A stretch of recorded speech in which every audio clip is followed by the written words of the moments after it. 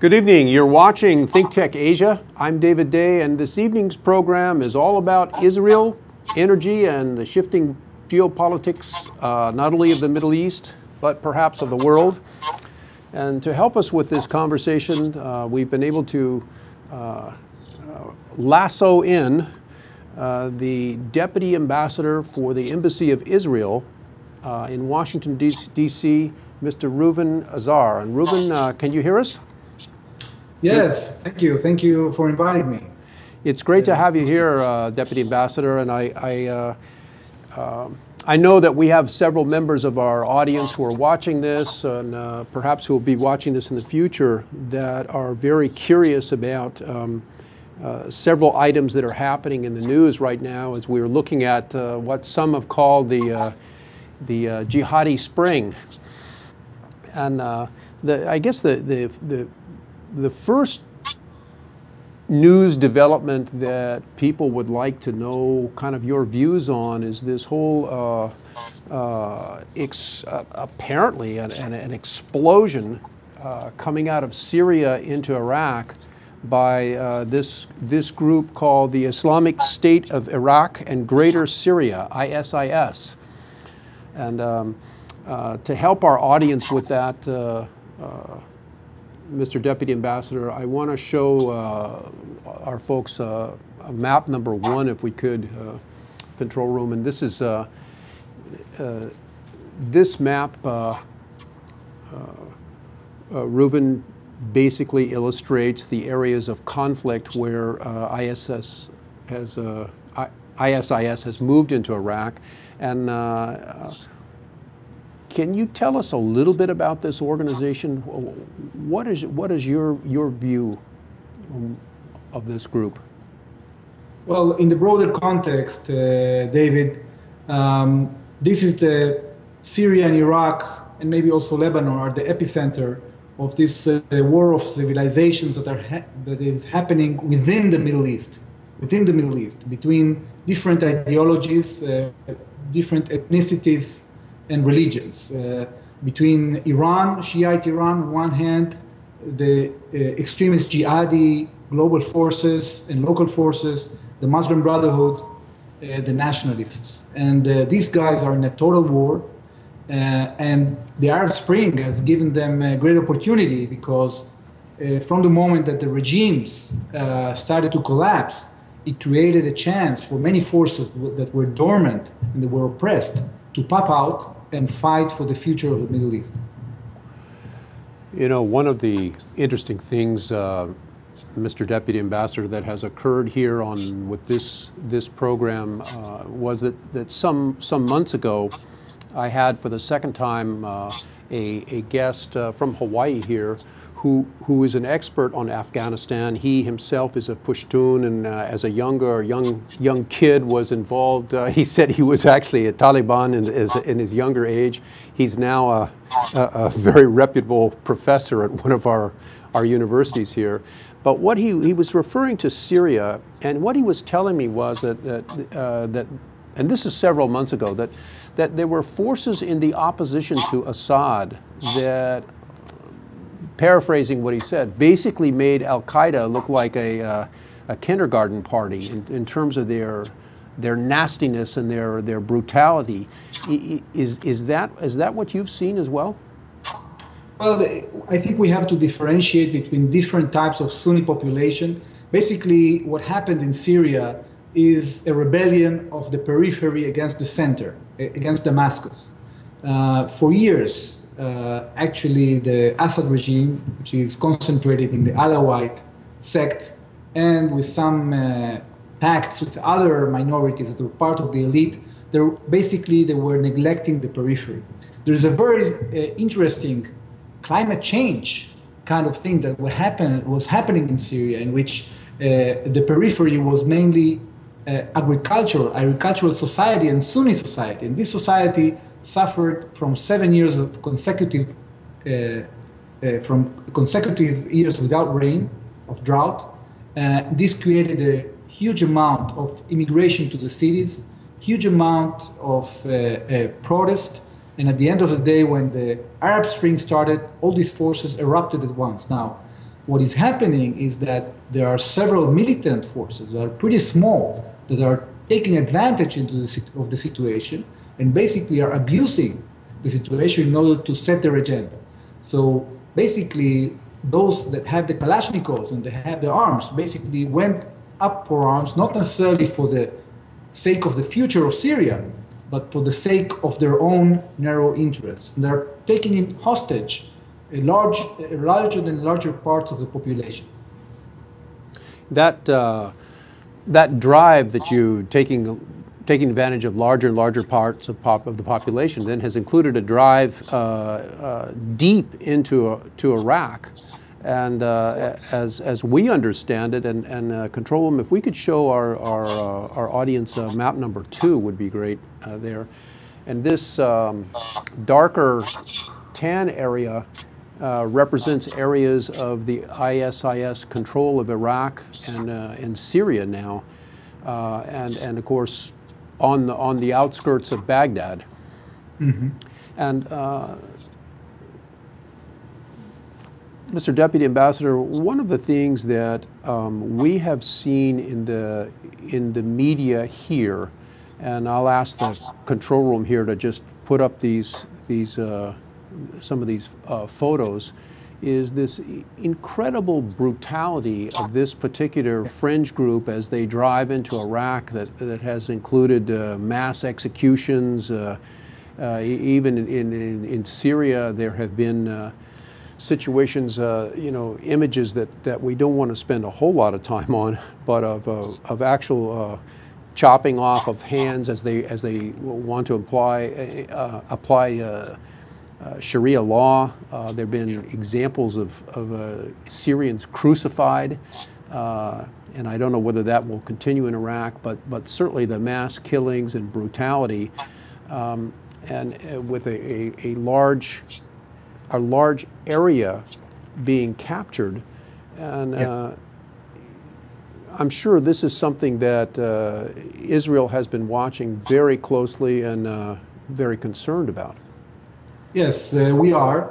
We have to also understand that not only in Syria, but also in Iraq, what happened, despite the efforts of the United States to convince the Prime Minister of Iraq, Maliki, to have an inclusive system in which he will share power with Sunnis, what has happened is that Sunnis were sidelined by Prime Minister Maliki, and at the end of the day, even those forces within the Sunni community that were fighting terrorists have decided to join them.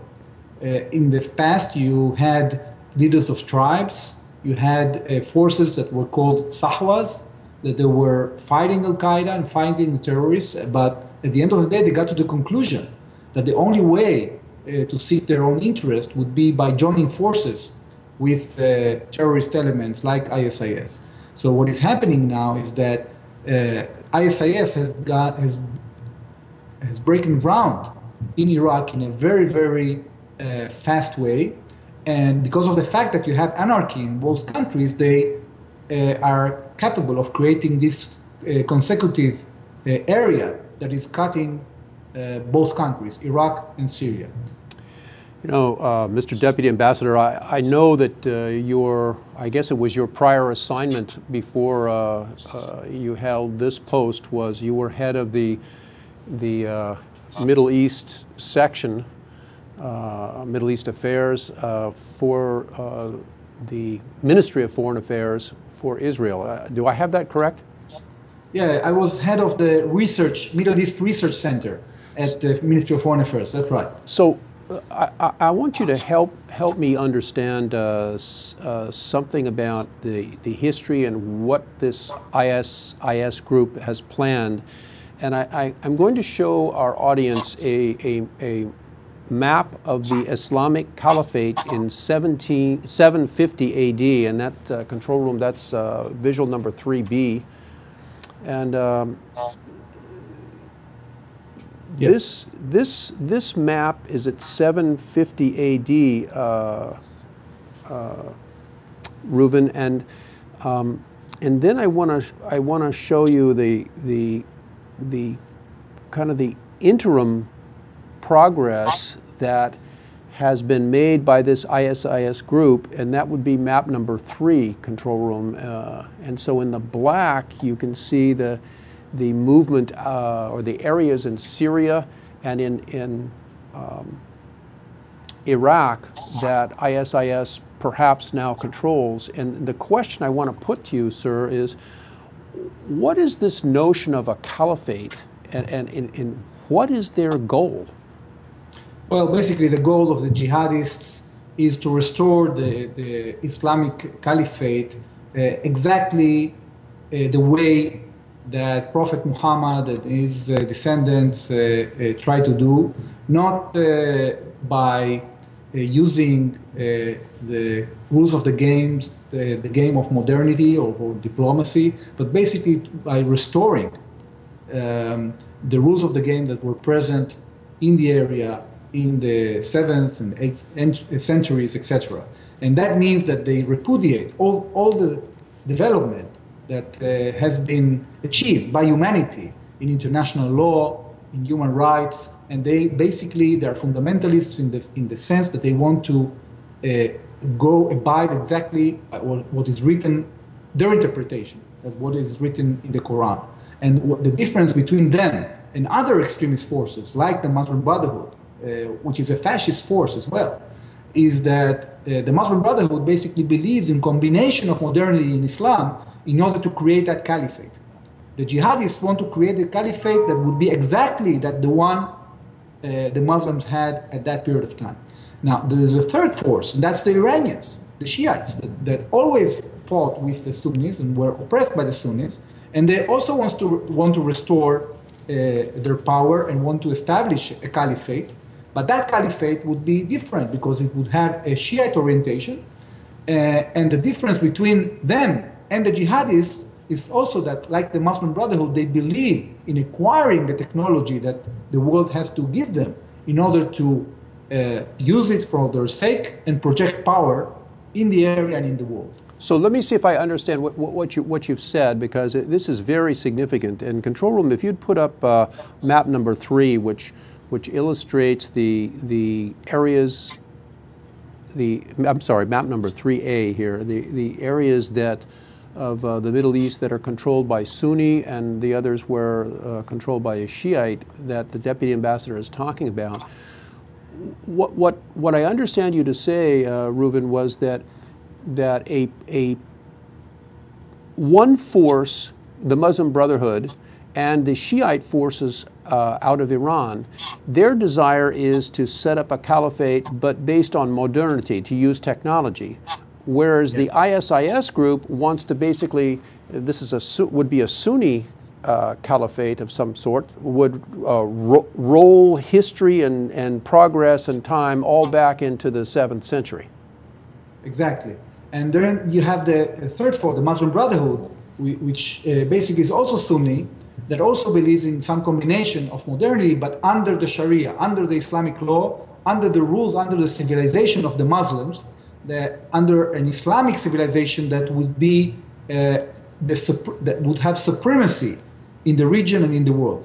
So basically, you are having here 3 Islamic extremist forces that are fighting one against the other. Now, you can see these 3 countries, Iraq, Syria, and Lebanon, I call them the crescent of chaos. The Iranians want to make it a Shiite crescent. Basically, today, Iran, through the Republican Guards, the Revolutionary Guards, they are having presence in each one of these 3 countries. And actually, today, as the military advisor of the supreme leader in Iran, Khamenei, said, the western border of Iran today is the Mediterranean, because they have their Hezbollah, they have a regime in Syria of Assad, a mass murderer, with their support, and now they have also Maliki in Iraq as their ally. So basically, they are having presence in all these places, and they want to consolidate power there by fighting the other forces. So let me try this on you, Mr. Deputy Ambassador. Control, let's put up map number 3C if we could. And Reuven, we're showing the audience here a map of the kind of the first or second step phase in development of a caliphate by this ISIS group, and basically the land area goes from the Persian Gulf all the way over to the Mediterranean and swoops in Lebanon, Israel, and Jordan. And it is that crescent, and that would be the radical ISIS caliphate plan. And what you just described was basically the same area, but instead of controlled by ISIS or the Sunnis, it would be controlled by the Shiites out of Iran, with the Hezbollah all the way over in Lebanon. Is that picture roughly the same? It's would be just a different group in control? Well, it doesn't necessarily have to go according to the same lines, but basically each one of them wants to become the hegemon in the area and controlling vast territory. Well, you know what? We've got more to talk about here. We need to take a short commercial break, and then we'll be back. Ladies and gentlemen, our conversation is with the Deputy Ambassador for the Embassy of Israel in Washington, D.C., Mr. Reuven Azar, and we'll be back after the break. Stay with us. Hello, I'm Martin Despang, and I'm the host together with the one and only Ali Amashta, and our show is called Urban Transcendence. And urban transcendence is about identifying where we have a unique situation of a vibrant city in one of the most beautiful natural environments. So how these two can coincide, sometimes conflict, how they could find reciprocity in the 21st century is what we're excited about. And we're planning on bringing in a diverse body of guests, both from the arts and the science and the established and the wise and the emerging generation.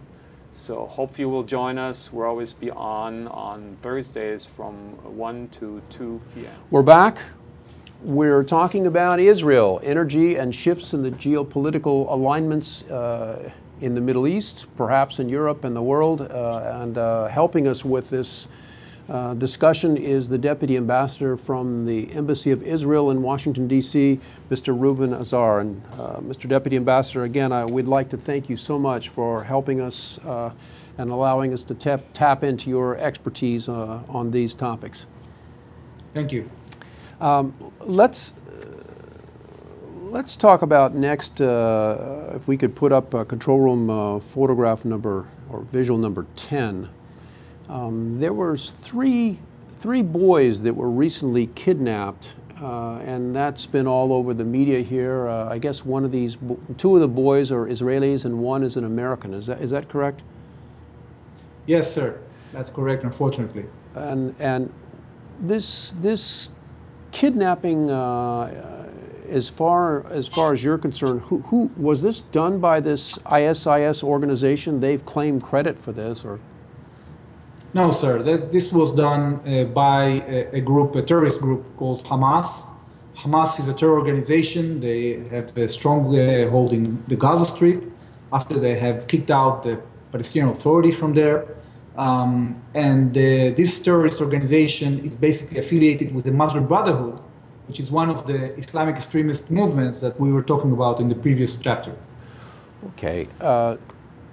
Mr. Deputy Ambassador, is this a kidnapping an unusual event, or is this something that Israel faces on an ongoing basis? Well, Israel faces all kinds of threats since the establishment of the State of Israel. You know, we've been attacked by conventional armies, we've been attacked from the sea, from the air, by terror, with airplanes, different kinds of attacks from all different places.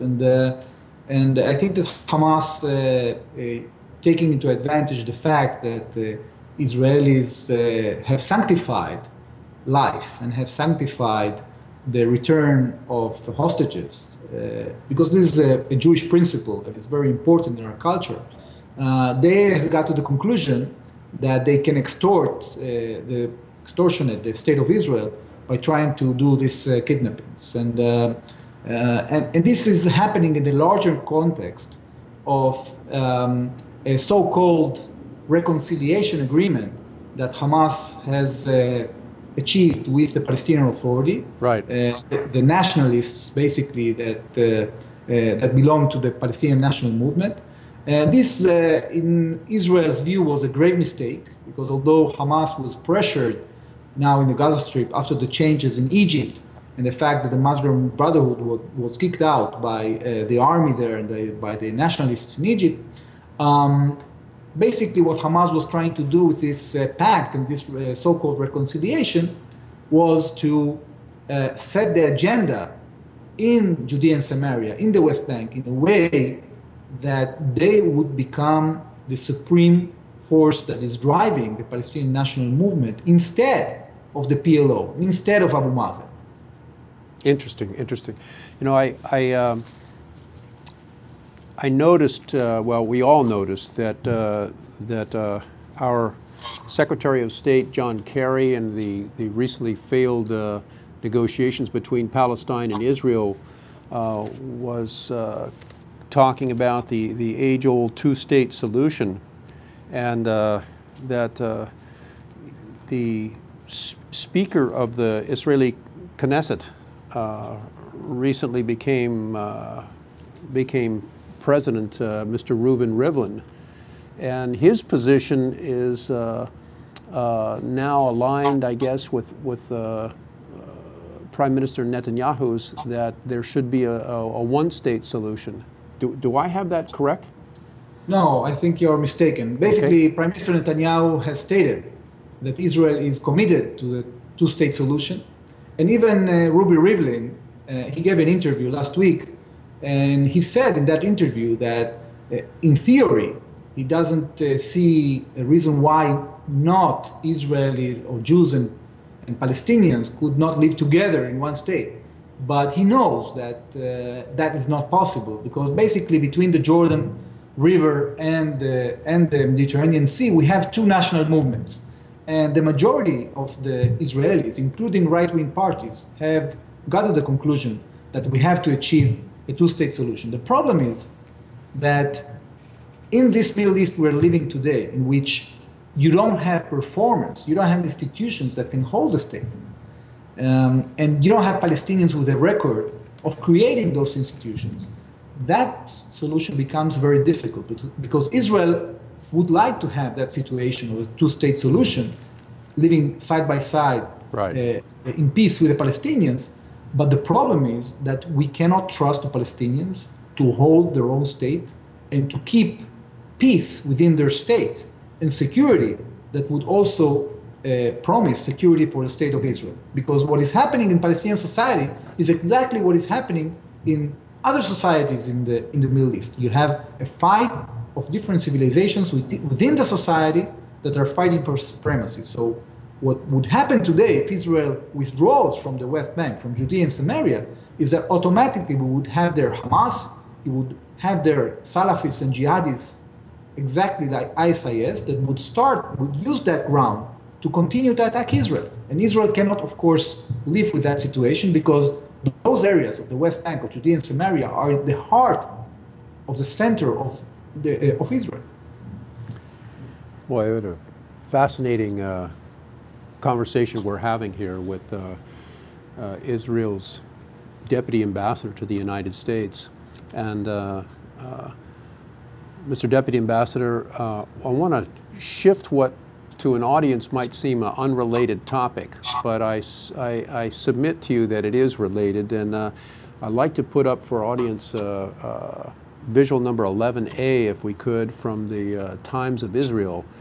And I will represent to you, Mr. Deputy Ambassador, that this Times of Israel headline reads, "Netanyahu hails historic day as Israel starts pumping gas from major offshore oil field find."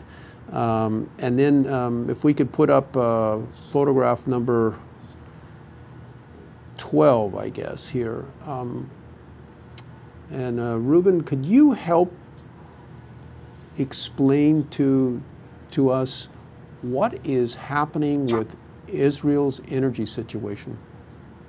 Well, first of all, I must say that, in this, you've been talking until now about the bad news in the region, about jihadists, that's right, about that's right. Iran that is seeking nuclear weapons. We are talking about the Muslim Brotherhood and Hamas. But basically, we have not mentioned that Israel is the land of opportunity, because the economic development that is happening in Israel nowadays, the technology that we are developing, the fact that even though we have an economic crisis in the world, the Israeli GDP has almost doubled from $20,000 to $40,000 per capita in the last 7 years. What we are witnessing in Israel is really a miracle, an economic miracle. And that is connected to the fact that Israel is a free society, and we have finally found a way to bring into realization the great potential that we have in our scientists and in our business community. Now, and Reuven, that fact is before we even get to the issue of these large new energy finds, is it not? So you're supplying the background of where Israel sits before she discovers. I mean, there was an interesting expression that I've seen let me just quote it to you. It's from Deuteronomy 33:19 that says, "They will feast on the abundance of the seas and on the treasures of the sands." And there was a time, I guess, when many Israelis felt that they were sent to a place that had no significant natural resources.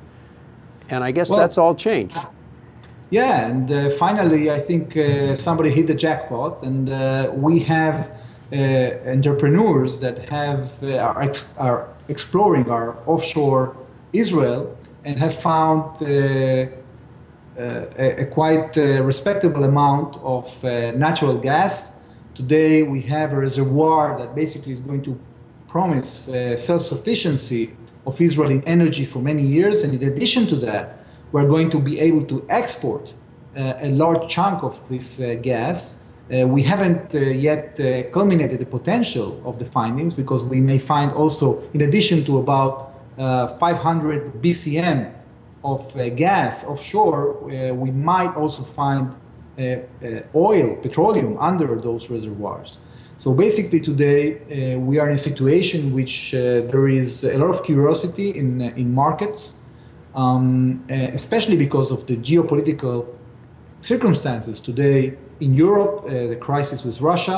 It's not that the Israeli gas will be able to replace Russian gas in Europe, but it is certainly a bonanza that will attract investment and will allow the state of Israel to export quite serious amount of gas to neighboring countries, and through LNG production, maybe to other countries in Eastern Asia and in Europe.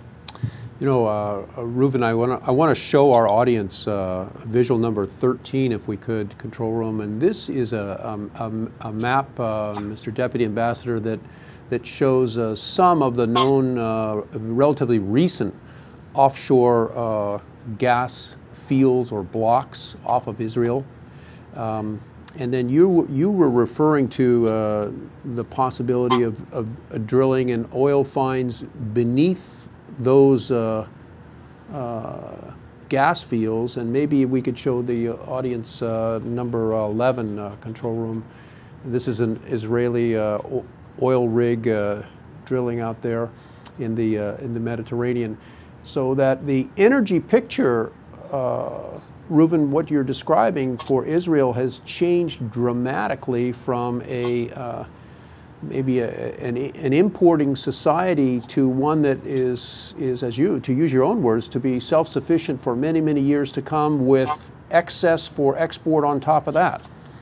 And you know, we have also another opportunity, and this is a joint opportunity that we can seek with the United States of America. You know that also the United States has been blessed by a vibrant business community and by new technologies that have been developed to extract gas from fossil reservoirs.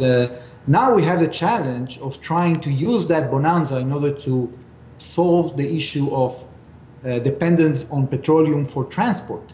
So we can, through research and development, which we are starting to do together, by the way, that was last week a budget in Congress approved for a joint project of doing research on new energy cooperation between our two industries. We are hoping to get into a situation that gas could be converted to fuel that can fuel the transportation sector in Israel, in the United States, and other places all over the world. And that would dramatically reduce dependence on despotic countries that are today we are dependent on in order to import oil. One last energy question here, and then we'll take a break, Reuven. We've talked about these enormous natural gas finds offshore. What is the situation with the possible oil shale fracking onshore in Israel? What kind of reserves have been discovered there? Well, not many. There are some. There is potential for shale oil in central Israel. There have been some pilots there, pilot projects there, but actually we are just scratching the surface. We really didn't start to dig seriously there. There are all kinds of reservations from environmental groups, etc. Right now, I think that the main concentration is how to realize the potential from the gas fields. Okay. Very, very interesting. Ladies and gentlemen, you are watching ThinkTech Asia. I'm your host, David Day, and we're having a conversation with the Deputy Ambassador for Israel from Washington, D.C., Mr. Reuven Azar. And when we come back after the break, the Deputy Ambassador and I will have a conversation about what does all this mean from a geopolitical standpoint, because it does involve some very interesting potential shifts in the region. So we'll see you on the other side of the break. I'm Jay Fidel. That's Sharon Moriwaki of the Hawaii Energy Policy Forum. And every Wednesday we have Hawaii, the State of Clean Energy. We've been doing it for some time now, and we have some fantastic guests on there, unbelievable guests who give us insight into what is going on in a very complex, sometimes very confusing, sometimes very disappointing area of progress in the state. So we love doing this. We love meeting them. We love talking to them. We love having their ideas out on the table. So maybe, just maybe, we can all make some sense of what's going on. Sharon, what do you think?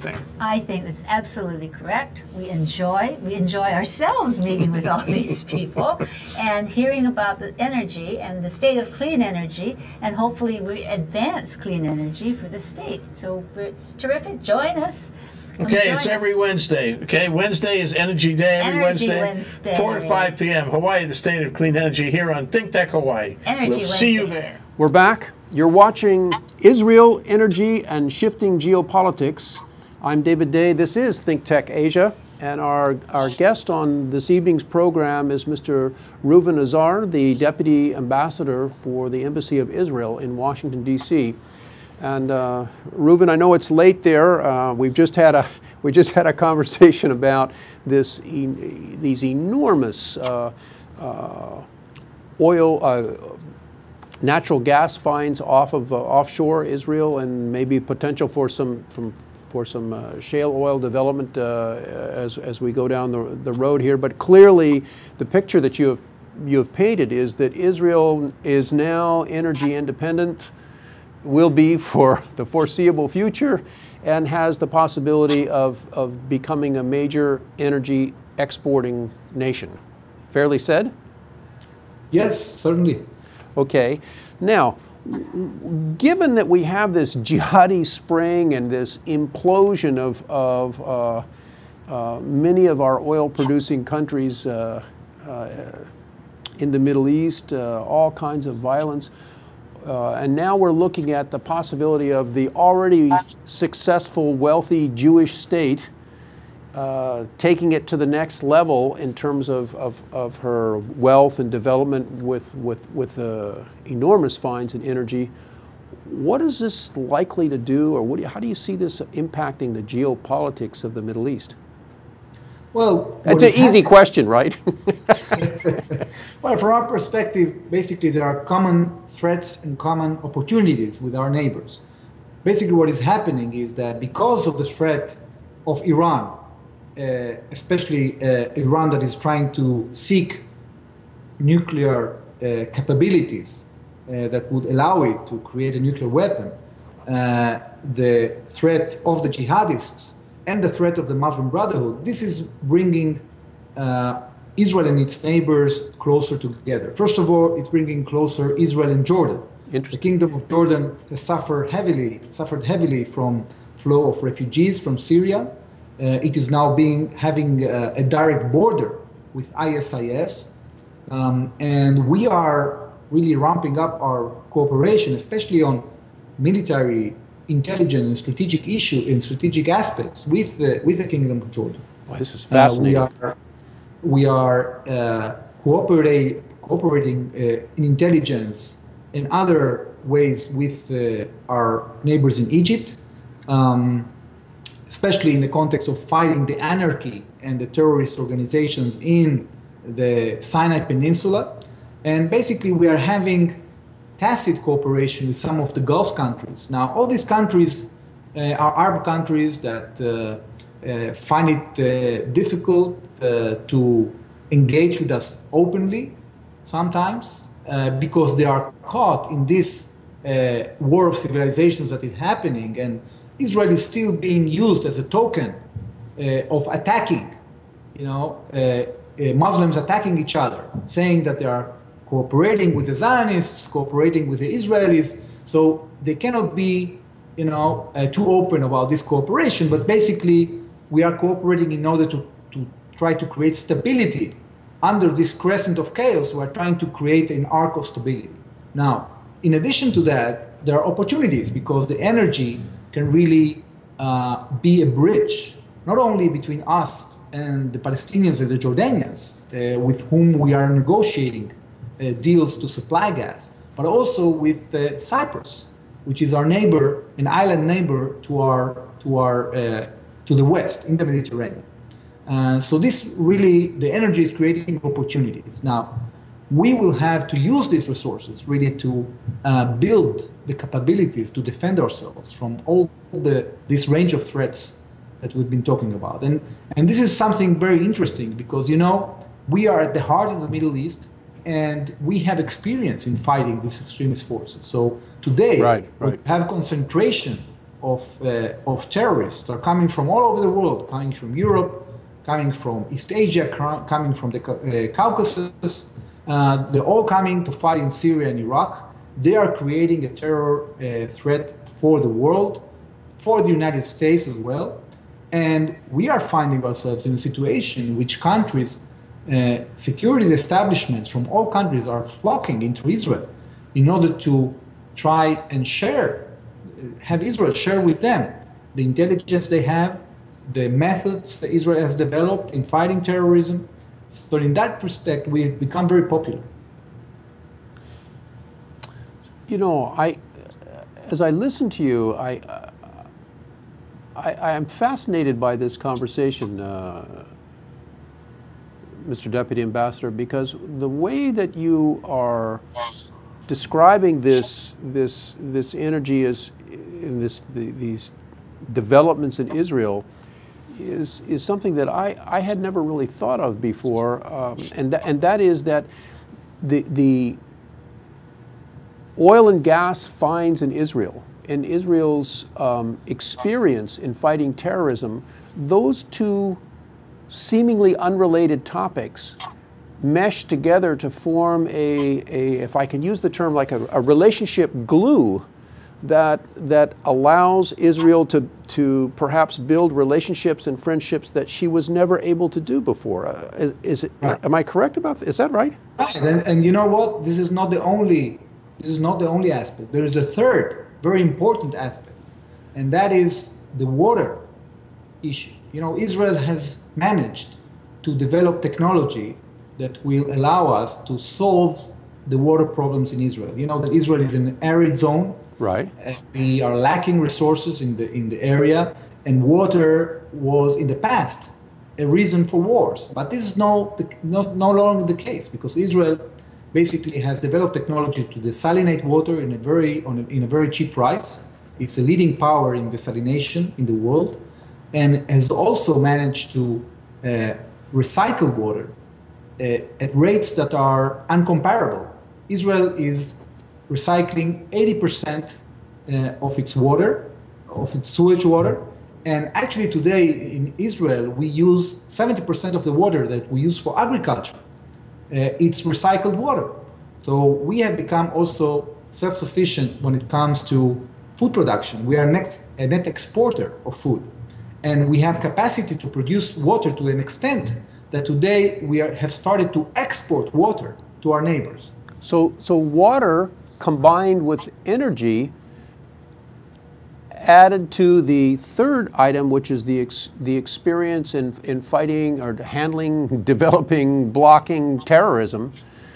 What you're saying is those three key items combine together to then provide a fabulous opportunity glue for Israel to begin to really develop some powerful relationships with her neighbors. Am I, broadly speaking, is that correct? Yeah, but we are looking to the bigger world because we know that the scope of the cooperation we can have with our neighbors is limited because of the situation. We are going to try to do whatever we can to do it. But at the end of the day, the promise for Israel is in its connections with the developed world, with the United States of America, with Europe, with Asia, the rising powers in Asia. And these are the markets that produce the large part of our income, because we are exporting to these places. I'll give you another example. That's the field of cyber. Cyber today, about 10% of the investment in cyber R&D are being done in Israel. And we have a huge potential of cooperation with the US in creating cybersecurity, in protecting infrastructures, in protecting computer systems. And this is a very fast-growing industry that Israel is also invested in a very, very massive way. And in the 21st century, we're going to become, I think, even a more important player as an ally of the United States in seeking those goals. Absolutely. And you know what? When we come back after the break, Mr. Deputy Ambassador, let's you and I talk a little bit about potential for some of these fascinating technology developments as applied to Hawaii. And you're watching ThinkTech Asia. I'm your host, David Day. We're talking about Israel, energy, and geopolitics, and we'll be back in just a moment. Aloha, my name is Willow Chang Alion, and I host a show called The Art of Life. We air live every Friday from 2 to 3 p.m. And what we do is basically we focus on individuals who create a unique sense of place for Hawaii. These are movers and shakers, artists, innovators. They are also traditionalists. They're all involved in the archival process, and they make this place a unique place, one that makes Hawaii a richer place to be. I hope you do join us, and certainly tell your friends about the show, whether they live here or they live abroad. It's a way to give back to our community. We're keeping it pono. We're back. You're watching ThinkTech Asia, and if you just joined us, our topic that we're talking about today is Israel energy and the shifting geopolitics. And our special guest is the Deputy Ambassador of the Embassy of Israel in Washington, D.C., Mr. Reuven Azar. And Reuven, let's take the energy piece very quickly. I just want to mention one thing about Europe, and then I want to talk about Hawaii. Let's go to photograph number 14, if we could, control room. And so, Mr. Deputy Ambassador, the audience has before them a proposed pipeline that runs a natural gas pipeline that runs from Haifa, Israel, through Cyprus on up into Greece. And I know this is just a proposed pipeline. It's a lot to be negotiated. But my question to you is, with Israel becoming a net exporter of energy, is it possible that she could supplant Russia in terms of supplying Europe, or be a competitor in the years to come? I would wish that would be the case. Unfortunately, the quantities of gas that were discovered are not going to be a game changer in terms of dependency of Europe on Russian gas. Okay. We can supply some of it. It's up to the owners of the gas, Noble Energy, which is an American company that has invested in those reservoirs, some Israeli companies that are partnering with them. It's going to be up to them whether they're going to export the gas through a pipeline that will go either to Cyprus and Turkey, Greece, Egypt, Jordan, etc., etc. At the end of the day, the government will only interfere in order to promote schemes that will realize that, because it's interested in the income of tax of that exports. But it's up to the companies to decide. All right, one quick question I got to ask you. You talked about water and recycling technology. We just have a minute or so left in the show here. How could Israel help Hawaii agriculture with its technology developed in recycling water? Well, beyond the very famous irrigation systems that Israel has developed, I think that one of the most important elements of solving any water scarcity, especially in places like Hawaii that cannot be linked with pipelines to other places, is to create new sources of water that would allow development and food production. You know, and I want to point out specifically to recycling of sewage water. Today there is technology that can assure that the water we recycle from sewage can safely be used in order to grow crops.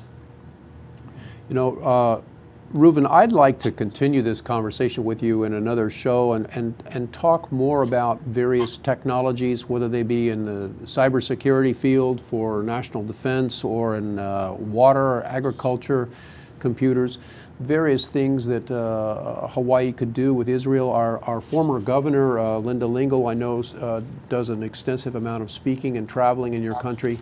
And on behalf of all the folks here at ThinkTech Hawaii, we'd like to thank you for taking the time. I know it's late there in Washington, spending time with us, and we'd love to have you on our program again, and we wish you and your country the best of luck in these difficult times.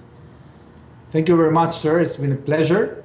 Next time I will hook you up to the experts. You just talked with a diplomat, but you have to talk with the experts that understand those fields of technology that you want to get. All right, I'll take you up on that offer. Ladies and gentlemen, you've been watching ThinkTech Asia. Please have a safe drive home. I'm David Day. Good night.